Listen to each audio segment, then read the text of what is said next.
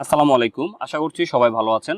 এই ভিডিওতে আমরা দেখব যে আমরা WhatsApp বা ইমো থেকে বা অনলাইন অনেক প্ল্যাটফর্ম থেকে ছবি ডাউনলোড করলে সেটাও Photoshop এ ওপেন হয় না। যেমন দেখেন আমাদের এই যে ছবিটা আমরা যখন Photoshop দিয়ে ওপেন করছি, তখন হচ্ছে আমাদের এই যে কোল নট ওপেন এরকম একটা নোট দিচ্ছে। তো এইটার সমাধান আমরা কিভাবে করব? কোনো থার্ড পার্টি কোনো সফটওয়্যার ব্যবহার ছাড়া আমরা খুব ইজিলি আমরা এটাকে সমাধান করতে পারি। তো এটার জন্য হচ্ছে আমরা যে কাজটা করব, আমাদের যে ছবিটা Photoshop এ ওপেন হচ্ছে না, আমরা ওই ছবিটার উপর আমরা রাইট ক্লিক করব। তো আমরা ছবিটার উপর রাইট ক্লিক করব। রাইট ক্লিক করে আমরা এখান থেকে চলে যাব হচ্ছে ওপেন উইথ। তো ওপেন উইথ থেকে আমরা এখান থেকে পেইন্ট একটা অপশন পাবো। আমরা পেইন্টের মাধ্যমে এটা ছবিটাকে ওপেন করব। এই যে দেখতে পাচ্ছেন আমাদের ছবিটা কিন্তু ওপেন হয়েছে পেইন্ট পেইন্ট সফটওয়্যারের মাধ্যমে। তো এটা হচ্ছে উইন্ডোজের একটা ডিফল্ট একটা ফটো এডিটিং সফটওয়্যার। তো এখন ফটো এডিটিং না, এটা দিয়ে আপনি সব ধরনের কাজ করতে পারবেন। ছোটখাটো কাজগুলো আর কি, আঁকাআঁকি ড্রয়িং এর কাজটা যেগুলো করতে পারবেন। তো এখান থেকে আমরা জাস্ট যে কাজটা করবো, আমরা ফাইলে যাব।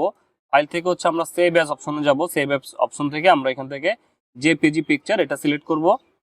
তো এখান থেকে হচ্ছে আমরা কোন লোকেশনে সেভ দিতে যাচ্ছি, আমরা ওই লোকেশনটা সিলেক্ট করব। যেহেতু আমি ডেস্কটপে সেভ দিব, আমরা ডেস্কটপটাকে সিলেক্ট করে নিলাম। ডেস্কটপটাকে সিলেক্ট করে নেওয়ার পর আপনি চাইলে এখানে একটা নাম দিয়ে দিতে পারেন। তো আমরা এখান থেকে জাস্ট আমি নামটা একটু রিনেম করে জাস্ট এখানে টু বসাই দিলাম। ডেস্কটপ সিলেক্ট করে আমরা এখান থেকে সেভ বাটনে ক্লিক করব। তো সেভ হয়ে গেছে, আমরা এটাকে এখন ক্লোজ করে দিব। তো এই যে দেখতে পাচ্ছেন আমাদের এই ছবিটা। এখন যদি আমরা এটাকে ফটোশপে ওপেন করি, দেখতে পাচ্ছেন একদম প্রপারলি কিন্তু ছবিটা ওপেন হয়ে গিয়েছে।